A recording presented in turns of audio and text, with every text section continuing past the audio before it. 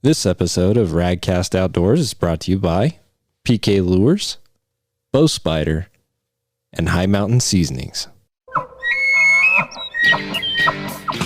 Fish on! Hey, Radcast is on. Hunting, fishing, and everything in between. This is Radcast Outdoors. Here are David Merrill and Patrick Edwards.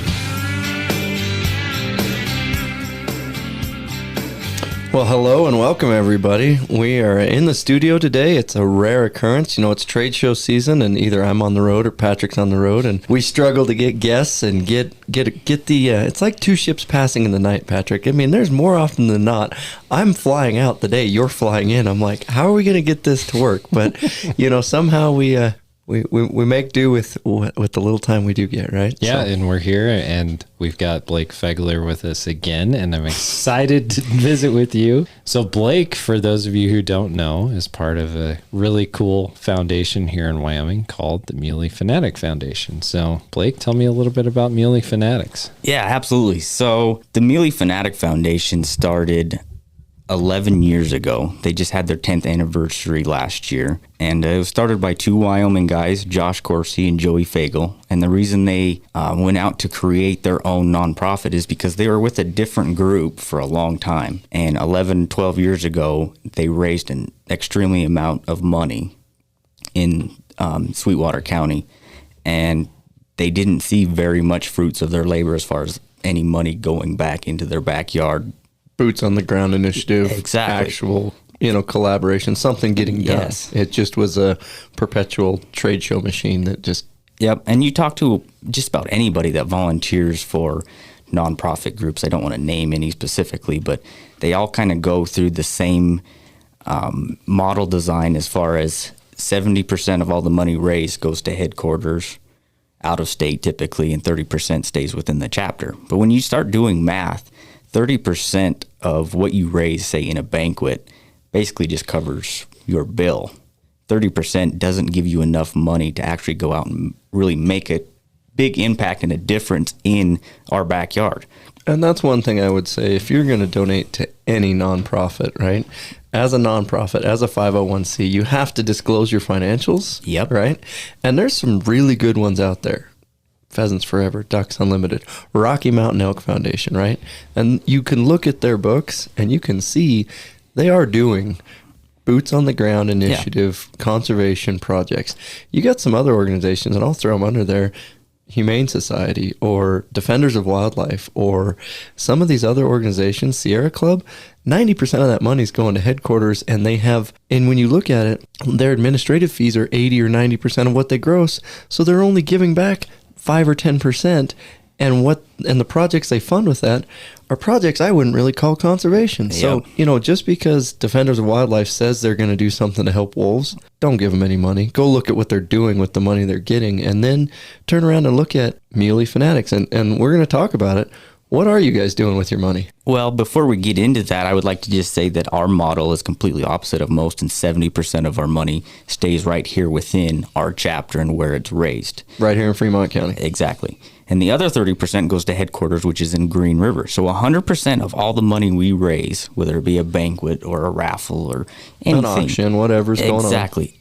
100% stays in Wyoming. Now, within that 30% that goes to headquarters, because the Muley Fanatics has now expanded throughout multiple states, headquarters kind of has the choice of whether they want to help a project in Wyoming or maybe Colorado or Utah. So that 30% might not stay in Wyoming, but it goes to Wyoming from when it leaves our banquet. And the important thing is you mentioned the conservation efforts that some guys do don't really seem like conservation. Us as a committee with the Muley Fanatics here at our Fremont County chapter, we get to decide where that money goes. So we're real life deer hunters. We're enthusiasts about the sport, and we get to come together and say, what do we feel passionate about that will actually make a difference? And, on the other side of it, I've been a member, been to chapters. You just saw that we actually unwrapped my Christmas present, and I got my muley buck back from Kentner Taxidermy right here in a Wyoming muley buck that I spent 6 days hunting really hard to find. So this chapter and this organization is something I'm passionate about. Is mule deer are a passion of mine. They're unique, right? I've hunted blacktail, hunted whitetail, hunted Sitka. No, don't have anything against them. And I would say that a mature blacktail is probably the hardest to kill of all. My heart is stuck on mule deer, man. I love a big timber buck, black horns. Oh, yeah. You know, typical 4 gives you that one last look before he disappears. Until you've been up in the high country and been there and seen that and done it, I'm sorry.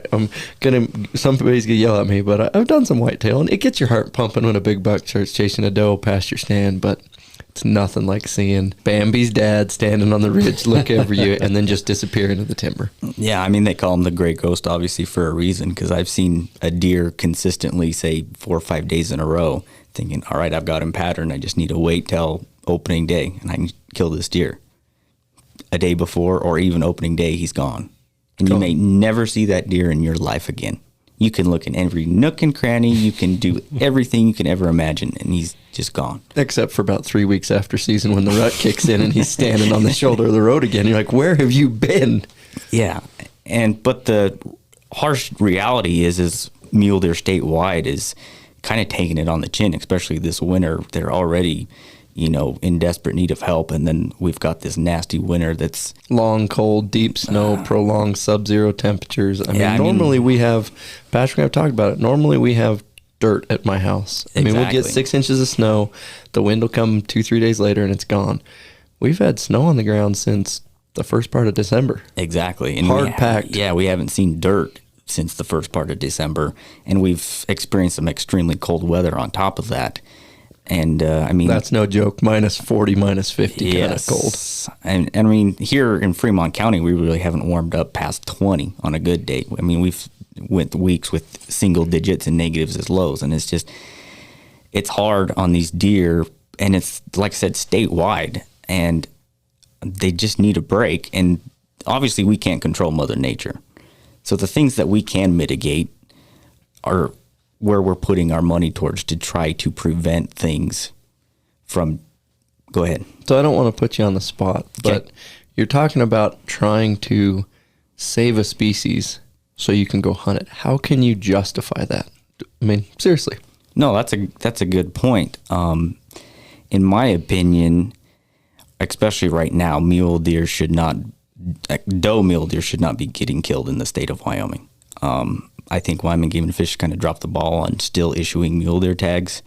So yes, hunting is conservation in fact that it raises monies through stamps and whatnot to put back into conserving wildlife. But yes, you are killing animals, which seems like it's the opposite of what we're trying to do here. We're trying to save animals. But the biggest thing is a mule deer buck doesn't have a lot of impact on the mule deer herd. So if you kill one mule deer buck, another one will come and breed those same does that buck would have done.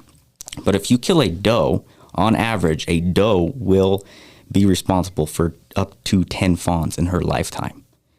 So every doe you kill, if she's at a fawn stage or a young doe, you are basically preventing 10 mule deer off the landscape.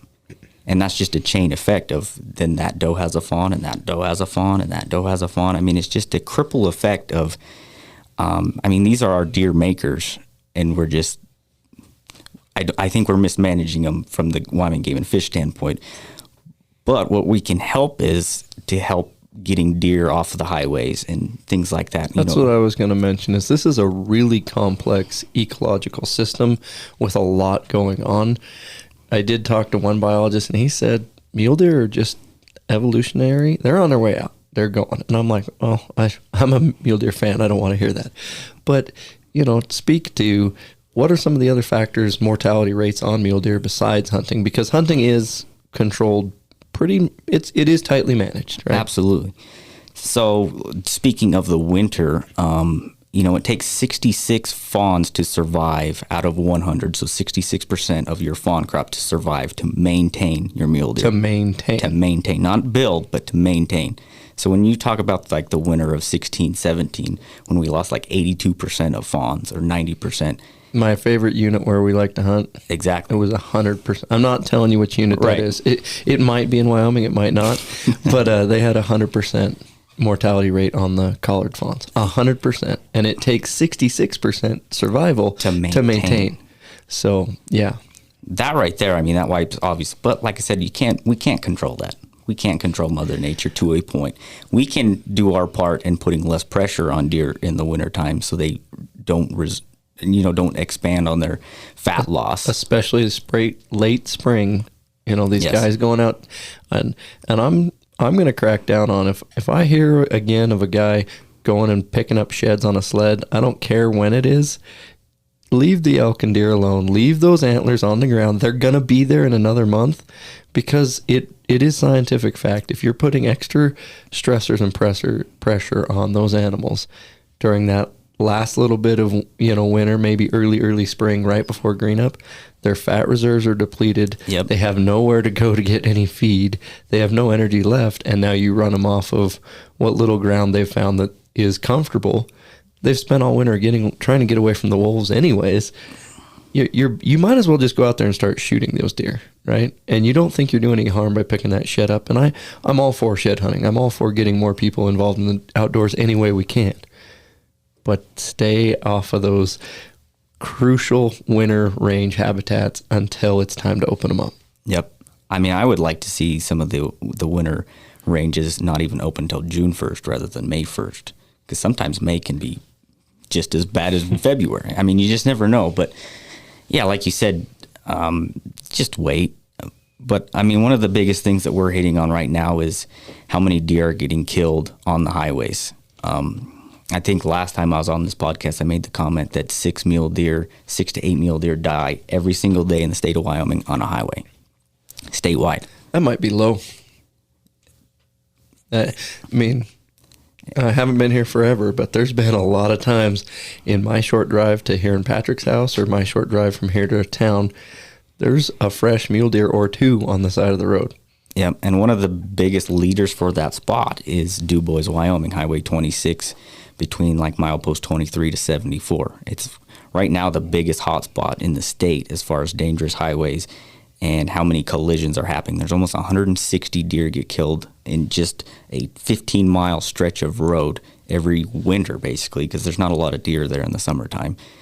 So you just take out those few months and how many deer are getting killed. I mean, it's like I said, it's just a chain effect of how many deer we can prevent and bring back into this if they're not getting killed on the highway. And honestly, cars are faster. 25 years ago, 55, 60 was a good clip. Now most guys in their vehicles are 75, 80 through some of those spots. Oh, yeah. So within our chapter here recently, last year, we donated $50,000 to the Wildlife Fund. And the Wildlife Fund is working with Wyoming Game and Fish and WYDOT to create a mitigation plan to make high fencing, build an overpass, and use some of the old underpasses that are already taken place, but funnel them with the high fencing. And if you look at projects like west of Pinedale, when they implement these things, they basically take a mortality rate and take it to zero. Yeah. There might be 1 to 2 deer get killed in a year randomly, but it's basically zero. We're going to go in that DuBois area because I've seen it in Pinedale. You went from, Pinedale was worse. It was like 300. Yeah. Yep. They went from 300 annual on that little stretch, and we're talking like a 8-10 mile stretch of road, down to 1-0. Exactly. And they're going to do the same thing in DuBois, which is, in 10-year period, that's going to be 1,600 more mule deer. Not including predation, not including hunting, but just birth rate. That's 1,600 extra Could you mule deer. imagine how different our hunting would be if we've always had high fencing, say, on that stretch of highway through the last 100 years? How many deer have got hit? Right now we're looking at 160 deer, but our deer herd right now up there is such a small fraction of what it used to be. Right. If we would have had this implemented in 10, 15, 30, 50 years ago, rather than killing 160 deer or 500 deer like it was 20 years ago on the highways, you're now turning those 500 deer and multiplying them by 8 or 10 every single time. We just have so many more deer if that was the case. Yeah. But the best thing that we can do right now is we know the problem. We know how to solve the problem. So let's do it as fast as we can. It just takes money. And talk about how you determine that. I mean, obviously there's statistics that you use and you study migration patterns and corridors and how all that works. So kind of tell everybody who's listening how you come to the conclusion this is where we need to put a wildlife crossing, because it's not something you're just like, well, we've seen deer hit here over the last 10 years, so this is where we do it. That's not the only factor. There's a lot of other factors. Absolutely. A lot of our money has went into research, whether it be migrating, whether it be highway crossings, things like that. And we have a built up program of information to where we can look at every mile marker and see which one's the hop zone, or, this one isn't known for deer getting hit. So we actually know where we want to put the crossings, things like that. We have all this information out at our fingertips. But like I said, it takes a lot of money. I mean, this highway crossing project outside of DuBois is going to be upwards to $16-19 million by the time you get it done. That is a lot of money. That's more than what our chapter can produce, in a long time. So thankfully, there's a lot of different programs that are compiling all this money and multiplying it and partnering it. And we're happy to be just a small portion of that. Yeah, and it's not just mule deer that use these crossings. I know I've seen some of the pictures off of the one over by Pinedale. There's a lot of wildlife that use it. Everything from little, smaller varmint type animals to your elk, your carnivores. Deer, carnivores. You've got mountain lions, all kinds of things. Sheep will use them. Yep. So it's a really beneficial thing. Like you were talking about over by Pinedale. I remember back in the early 2000s, you drive down the road and there was deer after deer after deer that had been hit, just wiped out, in that whole area around Big Piney, Marbleton. That whole area it was just a massacre area. And recently I went up to DuBois and I was expecting to see hundreds of mule deer. Yeah.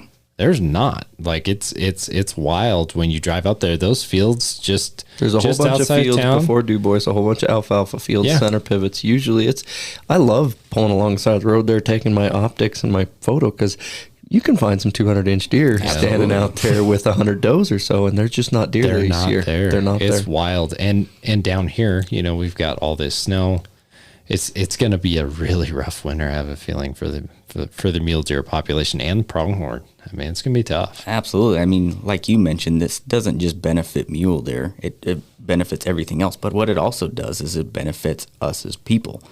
Because if you look at this statistic right here, 74% of all vehicle crashes reported to law enforcement were because of wildlife collisions.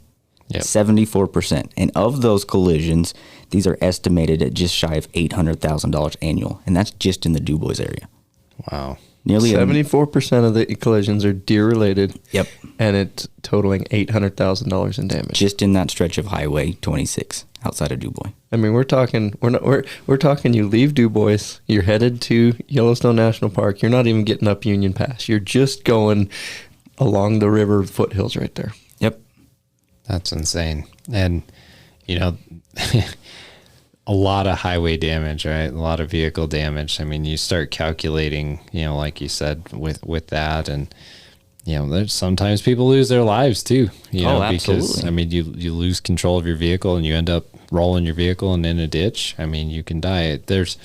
I'll never forget this. It was when my wife was pregnant with our oldest. We were coming back from Burma Road. So we were driving out here on Missouri Valley, out here locally, kind of where we're at. And we came around a corner. It was right at that low light period.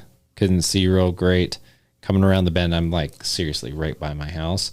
And this big mule deer buck runs out right in front of me and we hit that thing. And I was so scared. I was going to lose my kid, and my wife and I both, the airbags deployed. It was a hard collision. That stuff scares you.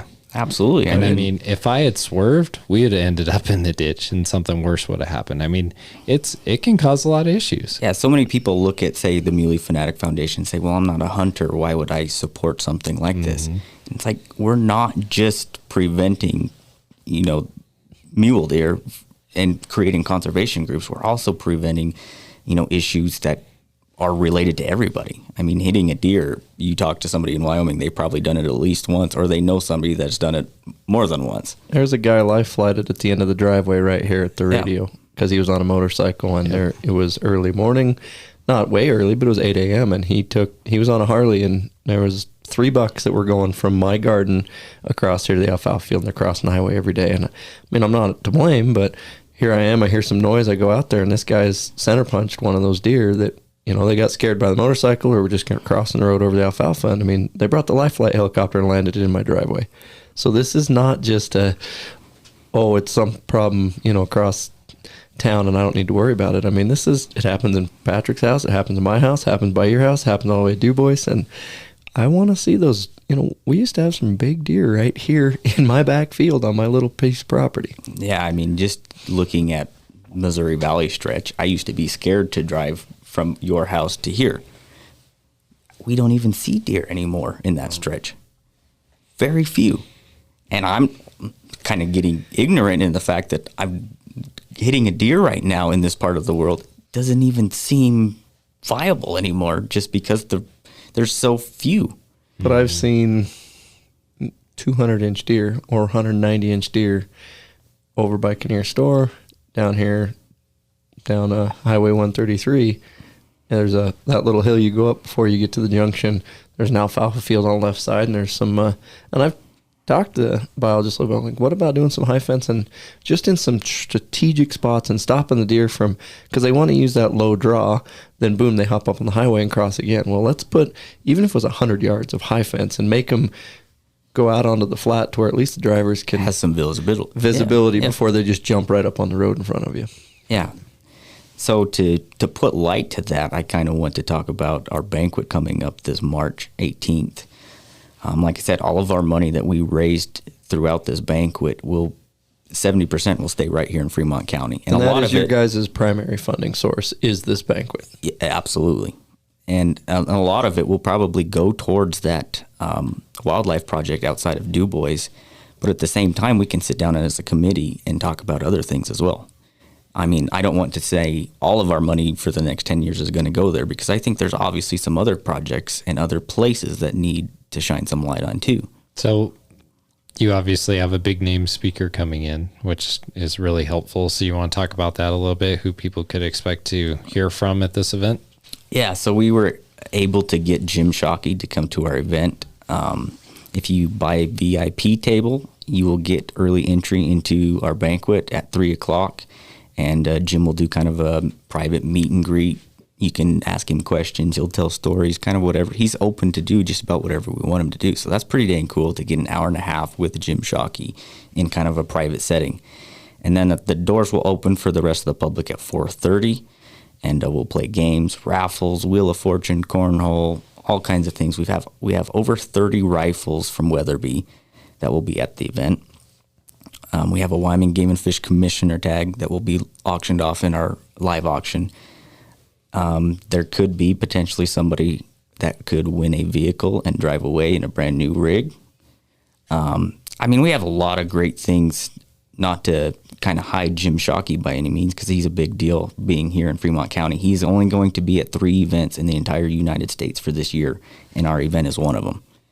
Wow. So if you want to see Jim Shockey moving forward, maybe ever in your life, it's a pretty good chance right here, especially if you're in the West, because the other two are back east at trade show type events. So it's a very unique opportunity, but we're going to have a lot of other cool things. And I'll second. I've met Jim Shockey in person twice. Okay. Super humble, super honest, and just great guy. Yeah. I mean, I've met a lot of people, right? I get to go do that for a job, and I'll throw Jim under the bus. Not really. I was standing in line. This is a decade ago to meet Jim, right? Little fanboy, been watching him on TV for 3 decades now. And his publicist is pulling him on the sleeve, like, hey, you need to go. You've got a meet and greet over here. And I quickly just said hi, big fan, took a picture, walked away. And there was a gal across the aisle that was standing there kind of behind me. And she kind of looks at the floor, and Jim goes, you waiting for me? And she kind of sheepishly looks away and goes, yeah. And he's like, get over here, right? And his publicist screaming, you're late. He's like, I don't care. Here's somebody that wants to meet me. Absolutely. And he took the time. I mean, I just backed off a little bit and watched. And he took a couple, 3-4 minutes and talked to her and chatted with her and got to interact on a personal level. And to me, that really showed who he is. Absolutely. And I've actually got that notion because I've talked to his handler basically a lot via phone and email. Rather than talking to Jim personally leading up to our event. And he says, would you mind getting 1 to 2 people set just to watch Jim as far as not necessarily be his bodyguard, but to just tell him, hey, we need to move. His timekeeper. Exactly. His because he was talking about Jim and said the guy just cannot say no. Like if there's a line of 5 million people for autographs, he will stand there until he can't write his hand no more. It's like, so we kind of have to, which I agree, keep things moving along, but it just goes to show of what kind of person he is. And like I said, he won't say no to somebody. Well, it sounds like it's going to be a great event. It's obviously for a great cause. Yep. What are we going to be eating? Bunk's Barbecue here in Riverton will be our cater. He will have both a brisket and a chicken option for people. He will also be taking care of the bar, so you'll have food, drinks, probably be around 6:30 after a couple hours of games. So, James, if you're listening to this, I'm glad you're going to be there, and you better bring a bunch of smoked mac and cheese because he makes really good smoked mac and cheese. And on top of that, in our live auction, any kind of leftovers that we have, he will build a bundle and we'll auction that off. Someone can take some leftovers home. And on top of that, he's also donating a 10-person private dinner catering that we'll auction off as well. So if you're looking for a good caterer this summer. That guy's amazing, and their food is top-notch. The brisket, oh, man. See, now I'm getting hungry, Blake. See what you've done to me. Oh, my goodness. No, it's going to be a really good thing, and I think those of us who've been around mule deer our whole lives, I mean, that was the first deer that I shot was a buck mule deer, right? And at 12 years old. So, I mean, I have a long history with them, too, and they're an animal I want to see. I want them on the landscape. I want to be able to enjoy them. I want my kids to enjoy them, and you know, the idea of what you guys are doing is just super appealing to me because it has to happen. It has to start somewhere because the bleed is real. Like there are lots of places around the state you would normally see mule deer right now that they're just not there. So we have to get with it. And you already kind of shine light on it as far as saying that the natural occurrence of mule deer might be to the point of in 10, 15 years in some places they could be basically extinct. Local extirpation might be a real thing, but let's not add to it by absolutely turning a blind eye to these wildlife crossings, turning a blind eye to some of these other issues, right? Yeah. And, you know, there's probably opportunities as you go, you know, like for people who listen to this podcast, maybe they feel a sense of like, hey, maybe I could help out with this. So how would they help donate to the Muley Fanatic Foundation? Absolutely. So muleyfanatic.org is the website for the Muley Fanatic Foundation headquarters. All the chapters and recent things we've been doing, and a donate now button is right there handy.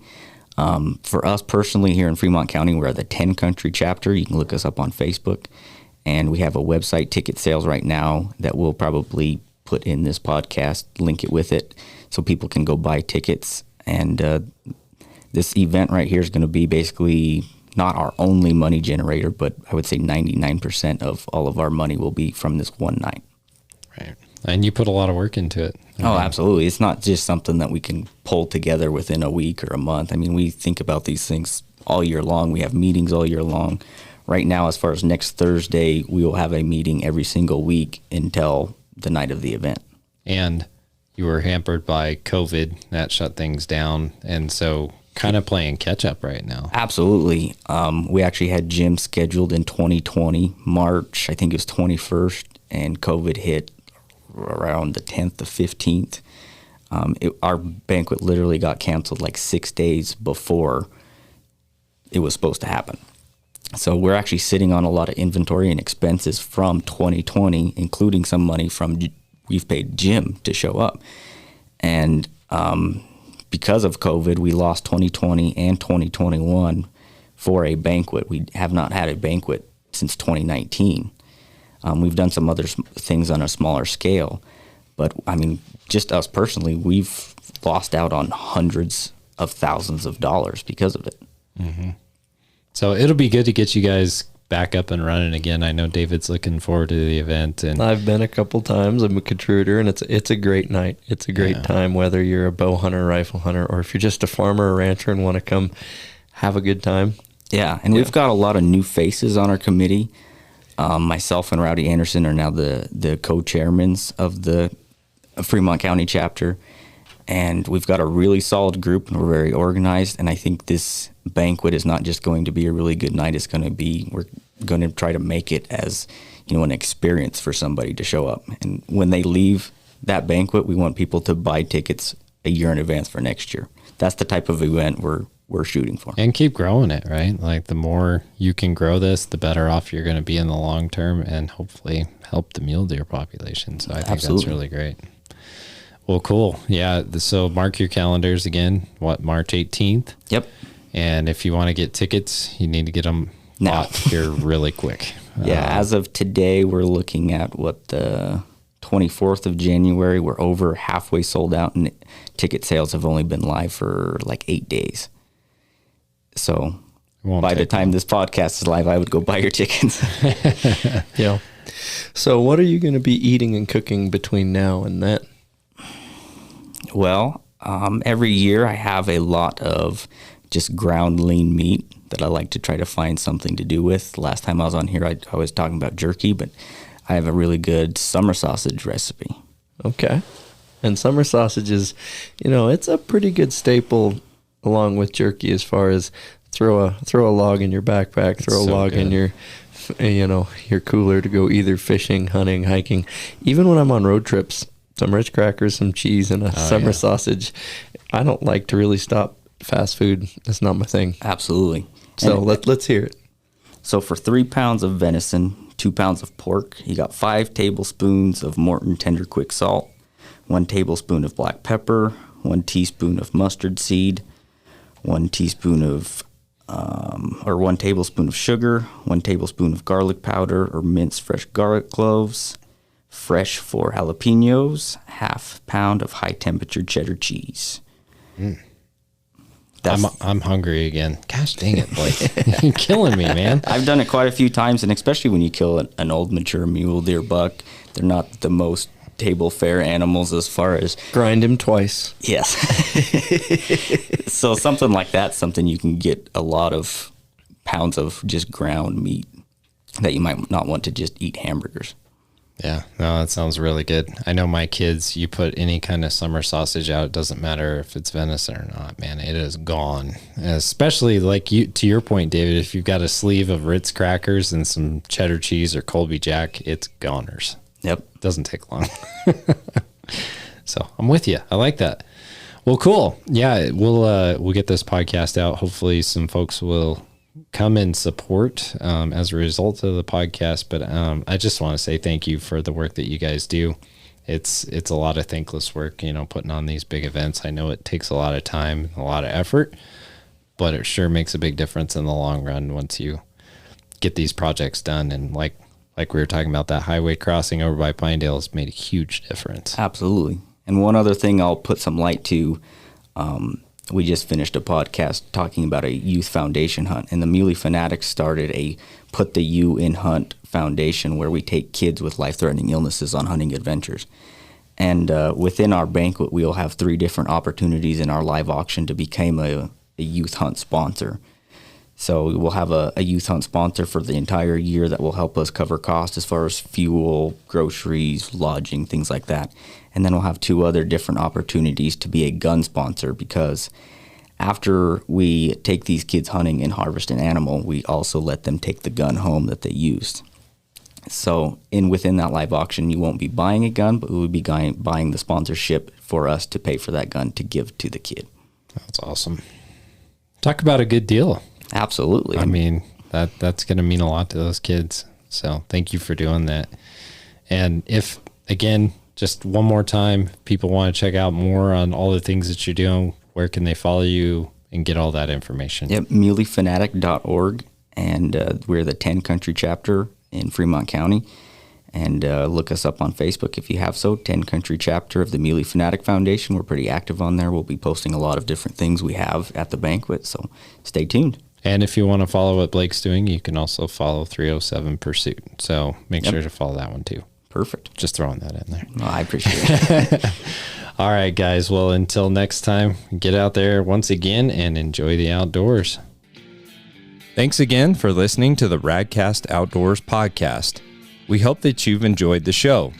If so, please go to Apple Podcasts, Spotify, or wherever you're listening to this podcast and subscribe, share, and give us a 5-star rating, which really helps other people find the show.